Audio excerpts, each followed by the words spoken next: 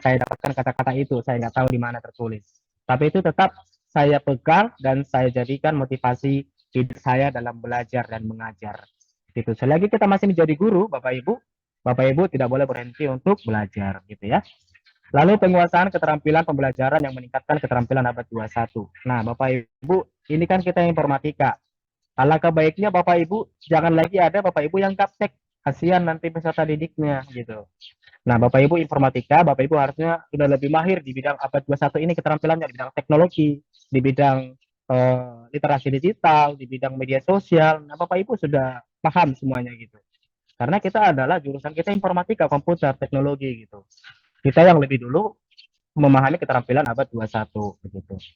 Lalu poin-poin utama dalam modul pedagogi informatika ini adalah yang pertama nanti kita akan belajar prinsip-prinsip pedagogi, lalu pembelajaran berorientasi host, integrasi pembelajaran dan kerangka kerja TIPEK, desain pembelajaran dan perancangan modul ajar untuk fase E Bapak Ibu. Yang SMK dan SMA sama, untuk fase E itu sama ya, sama pembelajarannya. Lalu nanti ada project micro teaching. Lalu tujuan pembelajaran kita pada BIMTEK ini yaitu yang pertama mengembangkan kepribadian anak didik agar dapat melatih dan mengembangkan mental dan keterampilan sehingga mereka mampu menghadapi persoalan. Nah, Bapak Ibu, tujuan kita mengadakan BIMTEK modul ini Bapak Ibu agar kita juga bisa mengajak anak bagaimana berpikir kritis dalam menghadapi masalah. Nah, yang sering terjadi kan saat ini, Pak, ini gimana rumusnya? Pak, ini gimana rumusnya? Nah, anak-anak itu berpaku kepada guru. Jadi dia itu tidak punya konsep, tidak punya kemampuan untuk memecahkan masalah tersebut. Nah, dengan adanya pembelajaran informatika saat ini, Bapak Ibu, berpikir komputasional, di situ kita mulai mengajak anak, bagaimana anak ini bisa memecahkan masalah sendiri. Begitu, ya. Itu Bapak Ibu. Nanti itulah nanti goalnya Bapak Ibu. Bapak Ibu sudah mahir untuk melakukan berpikir komputasi, maka disalurkanlah kepada peserta didiknya. Supaya peserta didik juga mengikut. Nah, kalau kita pikir-pikir Bapak Ibu, dari kelas 10 atau dari SMP deh, dari fase A, B, C, D, E, anak-anak sudah diajak untuk berpikir komputasi, maka di kelas 12 Bapak Ibu tidak perlu pusing, kasih masalah, udah selesai. Dia bisa berpikir sendiri. Itulah konsep dari pemerintah Bapak Ibu. Supaya kebanyakan yang informatika atau TIK yang zaman dahulu kita pakai, kita lebih kepada berfokusnya kepada tutorial. Bagaimana membuka Microsoft Word, bagaimana menggunakan PowerPoint. Nah, itu tutorial Bapak Ibu. Jadi tidak mencetak anak-anak yang bisa kritis merancang. Nah, itulah konsep dari pedagogi yang harus kita lakukan. Itu ya Bapak Ibu ya. Jadi mari kita sama-sama satu persepsi, satu pemahaman untuk mendidik anak supaya bisa berpikir kritis atau berpikir komputasional. Yang kedua, mampu mengembangkan proses pembelajaran kolaborasi terbimbing untuk membangun kemandirian dalam memecahkan masalah. Nah, Bapak Ibu mungkin di bagian kedua ini yang sering terjadi di kelas kita Bapak Ibu, apalagi itu adalah sifatnya kelompok. Pasti banyak anak-anak itu yang membuat kelompok tapi tidak bekerja secara keseluruhan. Hanya tertimpa satu orang, hanya beban satu orang. Sisanya ngapain? Tinggal nunggu nilai. Nah, ini harus perlu kita lakukan dengan nanti menerapkan P3, profil pelajar Pancasila. Yaitu Bapak Ibu ya, bergotong royong, berdiskusi, mandiri, berpikir kritis. Nah, ini harus kita tekankan kepada anak pada saat pembelajaran informatika nanti. Yang ketiga, merancang silabus dan asesmen sesuai dengan karakteristik peserta didik. Nah, di sini Bapak Ibu, nanti kita akan diajarkan juga, diarahkan atau diwajibkan Bapak Ibu mampu untuk membuat pembelajaran berdiferensiasi Bapak Ibu. Apalagi yang guru-guru TIK, banyak nih media-media yang bisa kita lakukan untuk menerapkan pembelajaran berdiferensiasi Bapak Ibu. Ini ya, berdasarkan karakteristik peserta didik, pembelajaran berdiferensiasi. Yang keempat, mampu mengimplementasikan model pembelajaran informatika dengan atau tanpa fasilitas TIK. Nah, ini Bapak Ibu, pembelajaran plug dan unplug. Nah, kemarin Bapak Ibu sudah belajar nih di modul 2 dan 3. Bagaimana pembelajaran plug, bagaimana pembelajaran unplug. Nah, ini Bapak Ibu harus selalu gali.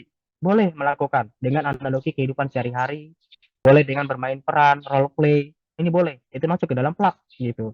Jadi anak ini lebih kita ajarkan untuk interaktif Bapak Ibu ya. Jadi beda kalau TIK zaman dulu, ayo nak kita ke lab, lalu kita akan membuat surat. Nah, anak-anak itu mengetik. Lalu tutorialnya, buka ini file, new, lalu new apa, di Word, segala macam. Nah, itu lebih kepada tutorial. Jadi untuk informatika di tahun ini, di tahun kurikulum Merdeka ini, Bapak Ibu, kita harus mengajarkan anak bagaimana berpikir komputasi, gitu ya. Yang kelima, mampu mengembangkan modul ajar informatika dengan mengimplementasikan pembelajaran HOTS. Nah, ini Bapak Ibu mampu mengembangkan modul ajar. Nah, selama ini modul ajar kita nggak sadar nih Bapak Ibu. Pembelajaran kita, tujuan pembelajarannya hanya memahami, mendiskusikan, mengelompokkan, mengidentifikasi. Nah, Bapak Ibu pernah nggak membuat KKO yang mengevaluasi, merancang, mengkrit? Pernah nggak kira-kira? Itu maksudnya HOTS. Bapak Ibu, HOTS itu berarti dia level KKO-nya lebih tinggi gitu. Dan mengintegrasikan kerangka TIPEK Bapak Ibu. TIPEK ya, teknologi pedagogikal ya, and content knowledge. Itulah dia. Jadi bagaimana kita merancang media pembelajaran kita supaya bagus, supaya menarik. Lalu kategori TIPEK ini apakah selalu diwadahi dengan TIK, dengan perangkat teknologi? Tidak, Bapak Ibu. TIPEK ini tidak selalu diwadahi dengan sarana prasarana komputer, tidak. Tanpa komputer kita juga bisa melakukan pembelajaran yang berbasis atau mengintegrasikan kerangka TIPEK, Bapak Ibu ya. Itu. Jadi saya senang Bapak Ibu pilih pagi karena lebih semangat. Jadi apa yang saya sampaikan ini adalah nanti bekal kita untuk nanti di micro teaching Bapak Ibu ya. Jadi mari sama-sama kita dengan seksama memahami bahwasanya tujuan nanti di micro teaching itu apa, goal kita apa. Bapak Ibu, saya harap di sini Bapak Ibu jangan berpikir bahwasanya BIMTEK ini sama seperti webinar, tidak Bapak Ibu. Kalau webinar ya seperti itu, kita hanya datang mendengarkan sudah selesai. Tidak ada yang mau perlu dievaluasi dikerjakan dan tidak ada nanti RTL. Nah ini kita ada RTL Bapak Ibu, nanti akan dipantau terus Fintech ini, ada RTL-nya, rencana tindak lanjut. Bapak Ibu nanti akan mengembangkan kemana, diseminasi kemana. Nah itulah konsep dari Fintech Informatika ini ya. Itu. Lalu kerangka modul, nanti yang ini kemarin akan kita pelajari pada hari ini yaitu adalah bab 1 prinsip-prinsip pedagogik. Ini ada nanti akan membahas tentang karakteristik peserta didik sampai dengan proses penilaian dan evaluasi. Lalu bab 2-nya pembelajaran HOTS, itu konsep keterampilan berpikir tinggi, tingkat tinggi atau high order thinking sampai kepada aktivitas dan model pembelajaran berorientasi HOTS. Nanti di sini ada taksonomi belajar ya Bapak Ibu dan tujuan pembelajaran. Lalu bab ketiga nanti ada integrasi kerangka pembelajaran TIPEK dan bab 4 desain pembelajaran. Nanti kita sudah masuk ke dalam pembuatan modul ajar dan langsung menerapkannya, implementasikan ke dalam proyek micro teaching. Itu ya Bapak Ibu nanti konsep atau kegiatan kita pada hari ini. Lalu untuk selanjutnya, nah ini Bapak Ibu, di sini ada alur pembelajaran modul kita. Nanti yang pertama mengintegrasikan, lalu mengintegrasikan pengetahuan, lalu pengetahuan diperluas dan disempurnakan, lalu masuk menggunakan pengetahuan secara bermakna. Nah ini nanti Bapak Ibu di modul kita ini peserta didik, peserta BIMTEK membaca materi yang diberikan secara mandiri ini sudah. Peserta BIMTEK mengerjakan kuis sudah. Kuis akan dinilai dianalisis oleh narasumber memaparkan hasil, narasumber memberikan penjelasan. Nah ini nggak perlu ini karena ada sinkronisasi atau pertemuan berdasarkan JP-nya. Lalu Bapak Ibu, nah kita masuklah ke bab 1 yang pertama, prinsip-prinsip pedagogik. Nah, mungkin Bapak Ibu yang sudah background-nya di bidang pendidikan, ini akan lebih paham bagaimana sih mempelajari tentang pedagogik Bapak Ibu. Kalau menurut Bapak Ibu, kira-kira arti dari pedagogik itu apa? Ada yang bisa memberikan penjelasan? Pedagogik, apa kira-kira pedagogik? Pak Oki, Ya, monggo Pak Pak. Oki. Terima Ya, kasih. Kalau menurut saya secara singkat, pedagogik itu adalah ilmu bagaimana memahami cara mendidik atau mengajar kepada siswa, Pak. Terima ya. kasih. Oke, terima kasih Pak Oki. Bagaimana cara mendidik dan mengajarkan sesuatu hal kepada siswa? Kita tahu konsepnya, Bapak Ibu. Jadi Bapak Ibu harapannya nanti di Fintech Informatika nanti atau di pembelajaran informatika di semester 1, Bapak Ibu masuk ke kelas itu Bapak Ibu jangan dalam suasana tertekan Bapak Ibu. Kalau Bapak Ibu sudah memahami karakteristik peserta didik, Bapak Ibu harusnya happy dong. Masuk kelas itu bahagia gitu. Jadi jangan lagi kita mengikuti seperti guru-guru zaman dahulu ya. Ada sampai tercap guru killer. Nah, berarti masuk itu ke kelas itu muka itu udah memasang kayak muka singa ya kan? Gitu. Jadi anak-anak itu takut gitu, takut tertekan, terintimidasi. Nah, itu Bapak Ibu ya. Jadi kita harus menggunakan namanya pedagogik. gitu, supaya anak itu belajar dengan menyenangkan. Itu ya Bapak Ibu ya. Tadi sudah disampaikan Pak Oki bahwasannya pedagogik itu adalah bagaimana cara memahami peserta didik, yaitu. Oke, ini kita masuk ke dalam prinsip-prinsip dalam pedagogik Bapak Ibu. Prinsip pedagogik itu yang pertama memahami karakteristik peserta didik. Bapak Ibu, kalau Bapak Ibu mungkin ngajar di kelas 10 atau di kelas fase E, Bapak Ibu mungkin karena dari SMP. Jadi Bapak Ibu butuh waktu untuk memahami karakteristik dari peserta didik. Tapi Bapak Ibu, kita bisa menggunakan atau apa ya, membuat diri kita itu memahami anak-anak itu dengan cepat dari karakteristiknya, dari cara-cara tingkah lakunya. Ya kurang lebih 1 bulan udah dapat tuh, ya kan? Oh si A, si B seperti ini, si C. Walaupun kita mengajarkan dengan beberapa rombel, tapi kan kalau kita masuk ke dalam kelas, kita akan lihat bagaimana kita melihat karakteristiknya. Nah, dari kegiatan sehari-harinya, dari penugasannya, dari cara bicaranya, gitu. Ya, dari aktivitasnya di kelas. Nah, Bapak Ibu harus memahami dulu gitu, ya. Jangan kita lagi biasakan memberikan nilai dengan melihat wajah Bapak Ibu atau melihat kedekatan. Nah, ini Bapak Ibu mohon nanti ditinggalkan yang konsep-konsep seperti ini gitu. Jadi kita melihat karakteristiknya. Apakah ini anak ini berkebutuhan khusus? Apakah anak ini inteknya lemah? Apakah ini inteknya perlu menengah atau tinggi? Nah, ini harus kita pahami dulu karakter mereka. Apakah anak ini suka membaca? Apakah anak ini suka untuk berhitung? Apakah ini anak ini suka menghafal? Nah, ini Bapak Ibu perlu kita pahami satu persatu. Yang kedua, setelah nanti kita pahami karakteristiknya Bapak Ibu, lalu kita konsepkanlah teori belajar. Teori belajar kan itu ada behavior, ya, ada humanistik. Nah, itu Bapak Ibu nanti pahami kira-kira ini cocok kemana, masuk kemana ini. Lalu Bapak Ibu setelah itu menguasai konten, kuasai konten pembelajarannya. Misalnya kita belajar algoritma, algoritma ini untuk si anak ini caranya gimana ya, untuk si anak ini caranya gimana gitu. Lalu memahami potensi. Nah, ini tadi setelah memahami konten, kita kaitkan dengan potensi mereka. Oh, anak ini logikanya rendah, jadi dia maunya hanya membaca doang dan memodifikasi. Nah, ini kita kasih teori belajar apa, konsep pembelajaran seperti apa, gitu. Terus ada yang mengetahui dan menguasai keterampilan berkomunikasi dan memahami proses penilaian dan evaluasi. Nah, setelah kita sediakan konten, sediakan memahami potensi peserta didik, nah kita akan buat penilaiannya. Apakah penilaiannya unjuk kerja, portofolio, proyek, atau sumatif gitu. Nah, itu akan kita bisa terapkan kepada peserta didik. Boleh berdiferensiasi Bapak Ibu ya. Satu kelas itu boleh beda-beda konsep penilaiannya. Itu nggak jadi masalah. Itu. Lalu di dalam karakteristik peserta didik Bapak Ibu.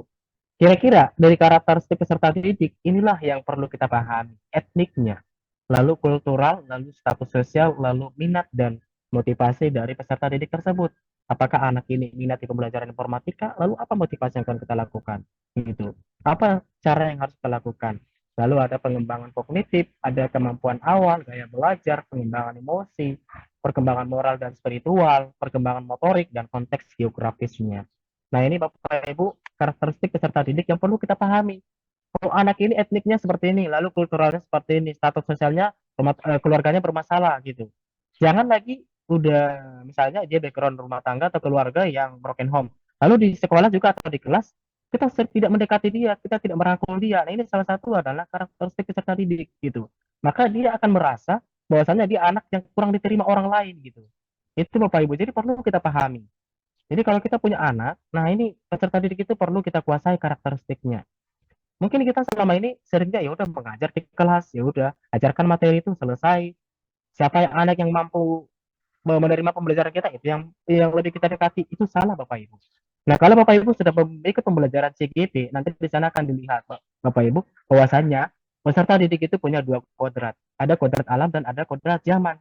Kodrat alam seperti apa? Kodrat alam ya bawaan dari karakteristiknya, dari keluarganya, dari apa runtun dari silsilah mereka itu alam mereka.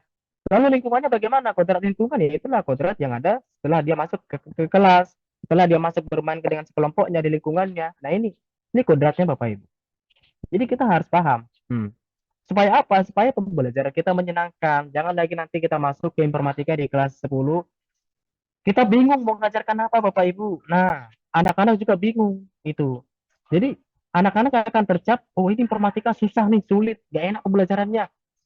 Hari-hari buat program, hari-hari buat ini. Nah, itu harus kita perlu pahami. Kita merancang bagaimana informatika ini bisa disenangi oleh peserta didik, Bapak Ibu ya. Nah, itu.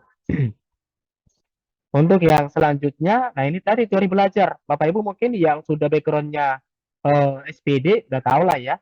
Kalau mungkin yang backgroundnya murni, ini masih perlu kita banyak pendalaman. Teori belajar itu ada behavior, ada kognitif. Nah, behavior ini lebih kepada interaksi antara stimulus dan respon. Ya, bentuk stimulus yang dapat dilakukan oleh guru adalah menyampaikan materi, pembentukan karakter dan nasihat.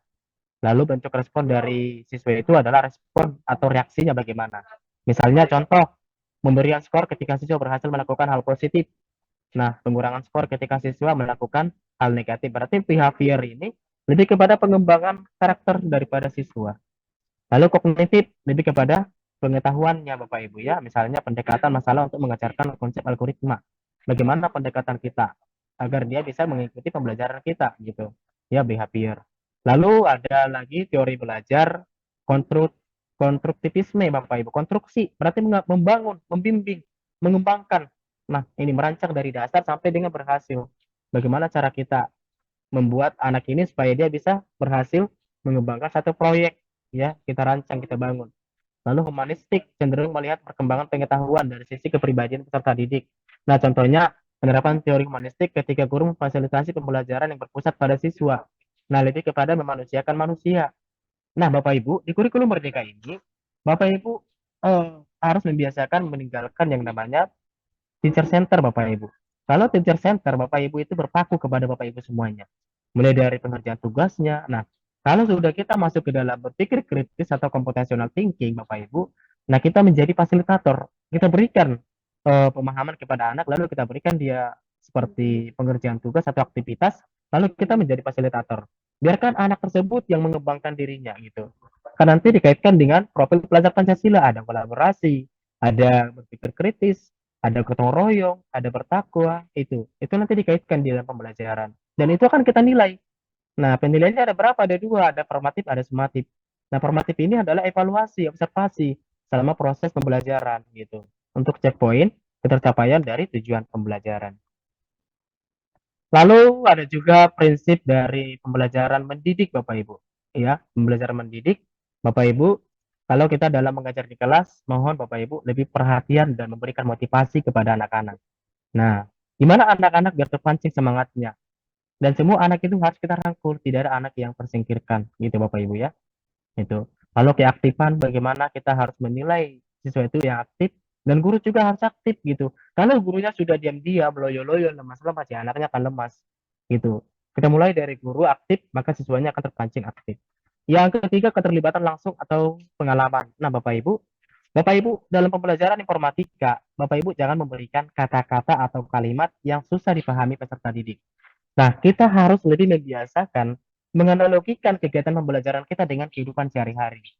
Misalkan kita belajar algoritma, halo anak-anak kita akan belajar algoritma. Algoritma itu adalah struktur yang terstruktur dan sistematis, itu langkah-langkah yang terstruktur dan sistematis. Contohnya apa? Misalnya kita kalau memasak Indomie rebus. Nah, Indomie rebus itu kan ada prosedurnya, ada langkah-langkahnya. Nah, itu kita analogikan, itulah algoritma. Jadi dia akan berjalan dari atas ke bawah, gitu. Itu contoh algoritma. Harus kita analogikan dalam kehidupan sehari-hari. Itu ya Bapak Ibu ya. Jadi jangan lagi kita memberikan kalimat atau penjelasan yang sangat baku dan susah dipahami oleh peserta didik. Gitu. Ya Bapak Ibu, nanti di pembelajaran ajaran baru kita sudah mulai merancang nih modul ajar dan kita akan kaitkan dengan kehidupan atau pembelajaran yang kontekstual gitu. Lalu pengulangan. Nah, ini juga masuk dalam prinsip mendidik Bapak Ibu.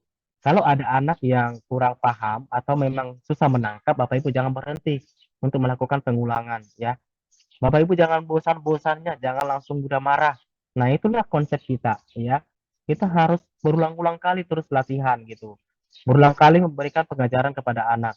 Nah, kalau kita misalnya satu materi kita tidak pahami atau satu tujuan pembelajaran kita tidak pahami, nah kita terus mengulangi pembelajaran tersebut. Kita harus buat strategi, buat refleksi. Apa sih yang kurang bagus? Apa yang harus kita lakukan pembelajaran berikutnya? Itu Bapak Ibu ya. Bagaimana cara kita memperbaiki hasil pembelajarannya? Dengan refleksi Bapak Ibu. Hari ini refleksi. besok refleksi, usahakan tiap hari refleksi. Kalau di pembelajaran kami sebagai guru di SMA Katolik yang Sudarso ini Bapak Ibu, kami diwajibkan di akhir pembelajaran mengadakan yang namanya refleksi. Refleksi peserta didik dan refleksi kepada guru gitu. Refleksi kepada guru, diri kita yang merefleksi diri kita. Pembelajaran hari ini bagaimana? Apakah saya maksimal? Apakah saya menguasai materi? Apakah saya bisa memberikan anak menyenangkan atau gimana? Kita refleksi Bapak Ibu. Kalau kita jarang refleksi, kita nggak bisa memperbaiki kualitas mengajar kita. Itu ya Bapak Ibu ya. Lalu ada tantangan. Nah, tantangan Bapak Ibu ini adalah bentuk dari perilaku-perilaku peserta didik. Ya, itu tentu kita bagaimana cara kita menghadapi tantangan tersebut. Ya, kalau di pembelajaran pembelajaran guru penggerak itu ada namanya KSE, kompetensi emosional dan sosial. Nah, ini nanti Bapak Ibu boleh juga konsep ada di internet kok. Bagaimana kita berelasi, bagaimana kita menahan diri, manajemen diri. Nah, itu. Jangan nanti anaknya ada yang bikin jengkel lalu kita marah. Setelah kita marah, lalu kita nggak ada melakukan pembelajaran, kita ngambek. Nah, masih adakah seperti ini Bapak Ibu? Masih ada kah? Hati-hati Bapak Ibu ya. Itu jangan dilakukan Bapak Ibu, malu Bapak Ibu ya. Anak-anak ini bisa diatur misalnya nih ribut saya luar biasa, melawan luar biasa, lalu kita ngambek nih, saya nggak mau ngajar kepada kalian karena kalian sudah bikin saya kesal. Nah, itu kan lucu Bapak Ibu ya. Masa guru seperti itu gitu. Nah, kita harus bisa Bapak Ibu menghadapi tantangan ini gitu. Nanti Bapak Ibu boleh nanti buka di internet itu namanya kompetensi sosial dan emosional. Itu perlu kita pahami Bapak Ibu. Dari kita dulu bagaimana kita menerapkan KSE tersebut. Supaya juga kita lakukan kepada anak, kita terapkan kepada anak, kita ajarkan. Supaya anak itu juga bisa menghadapi tantangannya sendiri gitu, tanpa harus mengadu kepada guru. Jangan nanti dicubit sedikit, Bu Guru, aku dicubit, Bu Guru, aku di sini, Bu Guru, aku di ini. Nah, kita boleh pancing mereka untuk menerapkan KSE tadi ya, sosial dan emosional gitu. Lalu ada namanya umpan balik. Umpan balik dan penguatan pembelajaran harus didasarkan pada temuan-temuan sebelumnya. Nah, Bapak Ibu, ini penguatan Bapak Ibu. Misalnya anak-anak kalau presentasi, kita perlu ada juga memberikan penguatan. Dan kita juga harus punya sumber-sumber materi tersebut. Di sini loh materinya, ini akan dijelaskan begini. Ini begini. Jadi kita ada sumbernya. Jangan kita memberikan penguatan atau persepsi yang tidak didasari oleh sumber. Tidak ada sumber tertentu yang menguatkan. Guru juga dapat memikirkan bentuk balikan. Nah, umpan balik Bapak Ibu. Bagaimana kalau ada refleksi nanti, bagaimana kita melakukan perbaikan umpan baliknya kepada anak tersebut. Misalnya hari ini Bapak Ibu umpan balik kepada anak. Anak-anak tolong berikan masukan atau umpan balik atau refleksi kepada Ibu. Kira-kira pembelajaran hari ini bagaimana? Pembelajaran Ibu tidak menyenangkan. Lalu Bapak Ibu akan marah. Tidak Bapak Ibu. Itu Bapak Ibu nggak boleh marah Bapak Ibu. Bapak Ibu harus terima karena memang anak itu merasakan seperti itu gitu. Lalu setelah refleksi ini kita harus memberikan pemahaman kepada diri kita, memberikan refleksi, memberikan cara, menemukan strategi gitu. Tanya lagi, anak-anak bagaimana materi hari ini? Apakah dapat dikuasai oleh kalian? Tidak dapat Bu, karena Ibu menjelaskan terlalu terlalu tinggi bahasanya. Nah, itu harus kita refleksi Bapak Ibu. Jangan kita marah. Jangan kita menjadi benci kepada anak-anak. Tidak. Jadi dengan refleksi ini kalau kita biasakan setiap kita pembelajaran Bapak Ibu, maka pembelajaran kita itu semakin hari semakin baik dan semakin menyenangkan gitu.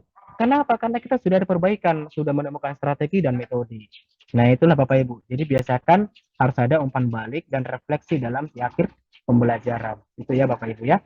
Jangan seolah-olah kita melakukan refleksi tapi tidak ada perbaikan. Nah, ini salah Bapak Ibu ya.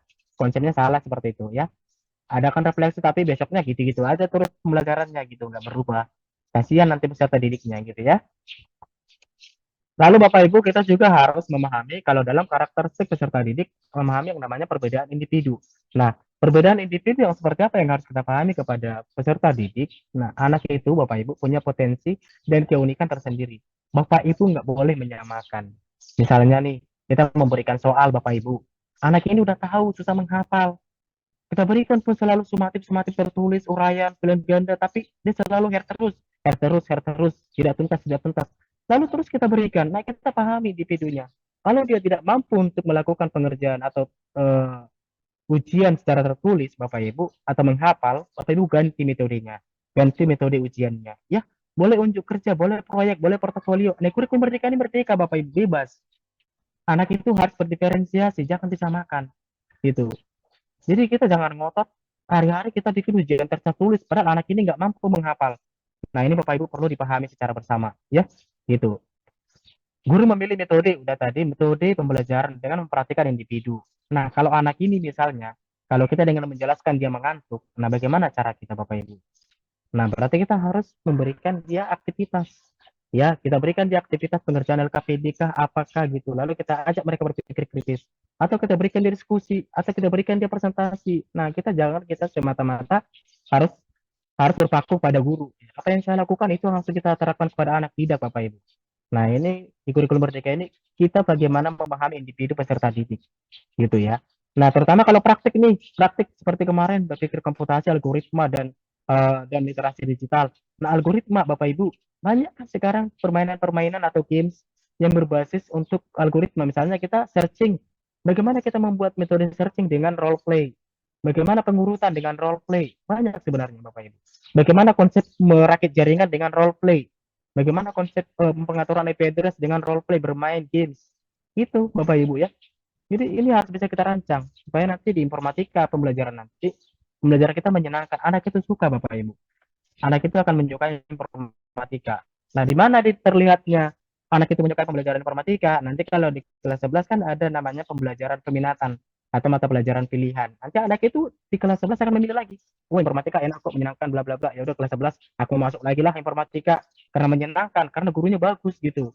Nah, itu Bapak Ibu, itu nanti goalnya akan kita lihat. Tapi kalau sudah di kelas peminatan informatika, siswanya hanya bisa dibilang lebih sedikit daripada peminatan lain, Bapak Ibu berarti belum berhasil. Itu Bapak Ibu. Itu nanti goal kecapaiannya, gitu ya. Lalu persepsi Bapak Ibu, persepsi ini bersifat relatif dan selektif, sehingga untuk mewujudkan pembelajaran yang efektif, peserta didik perlu memiliki persepsi yang baik. Nah, kalau anak-anak sudah menanamkan, sudah menerima persepsi bahwa Bapak ini mengajar dengan bagus, Bapak ini belajarnya menyenangkan, Bapak ini segala macam. Nah, anak itu Bapak Ibu tidak perlu susah kita atur, akan lebih mudah Bapak Ibu, ya. Akan lebih mudah kita bimbing, kita atur, kita arahkan gitu. Karena dia udah punya persepsi. Kalau misalnya nih, ibaratkan anak dengan ibu. Anak ini kan sudah mikir, oh ibu ini penyayang. Udah punya persepsi nih, ibu ini penyayang, baik hati. Nah, anak ini akan punya cara untuk mendekati si ibu. Itu juga peserta didik kita akan punya cara bagaimana mendekat kepada kita gitu. Karena dia udah tahu bahwa kita ini baik, kita ini pandai mengajar, kita ini belajar kita menyenangkan. Nah, itu Bapak Ibu akan lebih dekat. Anak itu datang sendiri mendekat kepada kita.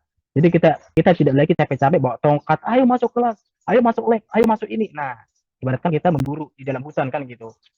Nah, nanti tidak ada lagi konsep seperti itu Bapak Ibu. Anak-anak kita masuk ke lab satu ya hari ini, oke langsung turun berduyun-duyun. Karena apa? Karena kelas Bapak Ibu menyenangkan gitu. Karena Bapak Ibu sudah dipersepsikan oh pembelajaran ini bagus, enak gitu. Itu ya Bapak Ibu ya. Jadi bagaimana kita menanamkan diri kita di persepsi anak-anak bahwa kita ini adalah sesuatu yang berharga gitu, yang dihargai oleh peserta didik. Itu ya Bapak Ibu ya. Nah, itu masuk ke dalam pedagogik Bapak Ibu. Lalu di dalam tingkatan pembelajaran berdasarkan proses pembelajaran berdasarkan tingkatan pembelajarannya. Nah, ini Bapak Ibu, ada pembelajaran yang konkret, ada pembelajaran yang abstrak. Nah, ini pengalaman langsung, observasi, partisipasi, demonstrasi, wisata, sampai nanti kepada verbal, simbol dan visual verbal dan radio. Ini adalah konsep ataupun tingkatan pengalaman pembelajaran Bapak Ibu ya. Lalu di dalam kurikulum Bapak Ibu, nah nanti kurikulum ataupun nanti di dalam modul ajar, apa yang perlu kita lakukan di kurikulum, harus ada yang memiliki namanya proses pembelajar mengajar, lalu ada medianya, lalu ada isi materi, ada komponen tujuan, ada strategi, lalu ada evaluasi. Ini harus ada nanti Bapak Ibu. Di dalam modul ajar Bapak Ibu gitu ya. Jadi ini nanti mohon diterapkan, ada prosesnya, langkah-langkahnya, ada medianya apa, lalu ada isi materinya apa yang diajarkan, lalu ada tujuan pembelajarannya, lalu ada strateginya, strategi apa yang dilakukan, lalu ada komponen evaluasinya, gitu ya. Inilah nanti urutan ataupun isi dari modul ajar yang akan kita buat dalam proses micro teaching. Terus selain kurikulum, nah ini juga ada kurikulum Bapak Ibu. Nah ini yang saya sampaikan tadi, komponen proses mengajar yang selama ini kita hanya melakukan teacher center Bapak Ibu, teacher center, maka kita akan lakukan namanya student center ganti.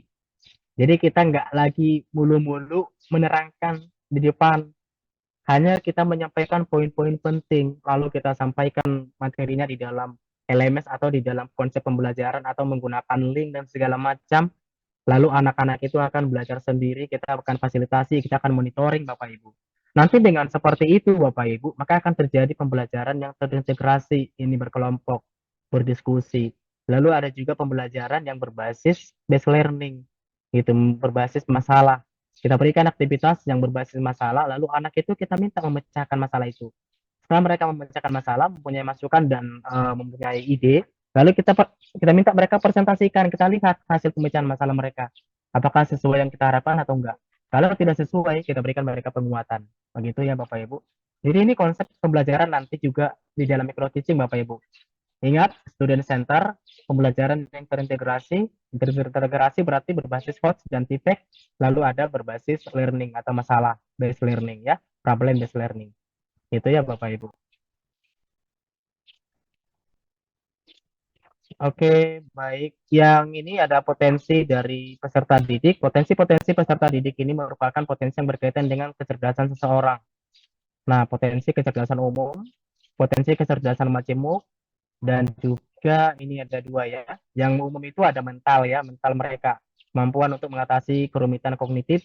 Ada potensi kecerdasan majemuk, yaitu kecerdasan dalam spektrum yang lebih luas, terdiri dari kecerdasan bahasa, matematika ini lebih kepada mata pelajarannya Bapak Ibu ya. Ada yang lebih kepada spasial visual, ada kecerdasan kinestetik, ada kecerdasan atau gerakan fisik, ada kecerdasan musik. Nah, ini Bapak Ibu pernah nggak melakukan ini?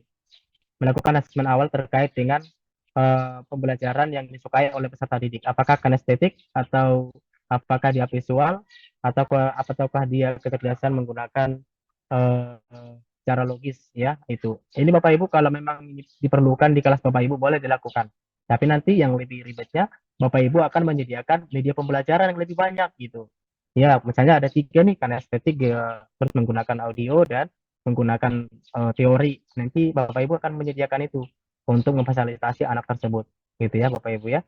Nah, kalau sekiranya mungkin dilakukan, boleh dilakukan supaya pembelajaran lebih menyenangkan. Lalu potensi dalam peserta didik itu hal yang dapat dilakukan untuk mengidentifikasi potensi peserta didik, identifikasi kemampuan intelektualnya. Bapak Ibu, untuk mendeteksi kecerdasan dari peserta didik tadi, Bapak Ibu boleh melakukan yang namanya asesmen awal atau asesmen diagnostik. Jadi Bapak Ibu ya, nanti itu ada di menu belajar. Nanti akan kita lakukan bagaimana cara pembuatannya. Lalu identifikasi kecerdasan majemuk dan bakat, lebih kepada bakatnya, minat bakat. Lalu ada kecerdasan majemuk dan bakat. Ya, ini juga lebih kepada mengidentifikasi bakat kecerdasan majemuk menggunakan cara sama dengan mengidentifikasi intelektual, bakat khusus di suatu bidang. Kalau ini bakat khusus di bidang studi biasanya nampak setelah pada awal masa remaja. Ini ada dua ya, Bapak Ibu ya. Lalu cara berkomunikasi Bapak Ibu. Kalau di dalam kurikulum Merdeka ini Bapak Ibu, Merdeka mengajar, Merdeka belajar, Bapak Ibu harus punya cara berkomunikasi yang baik. Ini untuk guru ya, guru Bapak Ibu. Bagaimana kita bersikap sabar, bagaimana kita bersikap lemah lembut, penyayang, jelas dan lugas, fleksibel dalam bertindak, bersikap moderat dan mengendalikan emosi dan presisi. Itu Bapak Ibu ya. Bersikap moderat, ya pendirian kita harus tetap gitu. Dan presisi ini Bapak Ibu sikap-sikap atau cara berkomunikasi kita di dalam melakukan atau menerapkan pembelajaran kurikulum Merdeka, Bapak Ibu ya. Jadi kita harus lebih sabar. Memang di informatika ini adalah konsepnya sulit gitu. Apalagi kita tidak menguasai materi, pasti kita kan bawanya emosi terus ya kan, marah-marah terus. Nah, gimana caranya Bapak Ibu? Bapak Ibu sebelum masuk ke dalam kelas, pahami dulu tujuan pembelajaran Bapak Ibu. Lalu apa materi yang harus kita angkat? Ya Bapak Ibu ya. Kalau memang tujuan pembelajaran itu tidak memungkinkan untuk diangkat, boleh Bapak Ibu turunkan KKO-nya. Gitu. Misalnya di tujuan pembelajaran itu adalah merancang. Bapak Ibu diminta merancang program sederhana. Bapak Ibu tidak mampu, turunkan dulu satu TP. Misalnya menjadi menganalisis. Bapak Ibu cari program, lalu suruh anak menganalisis. Kira-kira bagaimana cara pembuatannya? Apa yang dituliskan dalam program tersebut? Itu caranya Bapak Ibu ya. Supaya Bapak Ibu juga tidak merasa terintimidasi atau tertekan dalam pembelajaran. Lalu ada evaluasi dan penilaian belajar. Nah, ini ada penilaian sikap, pengetahuan, dan keterampilan. Ini untuk hasil belajar. Lalu pengelompokan penilaian, ini ada dua, penilaian formatif dan sumatif.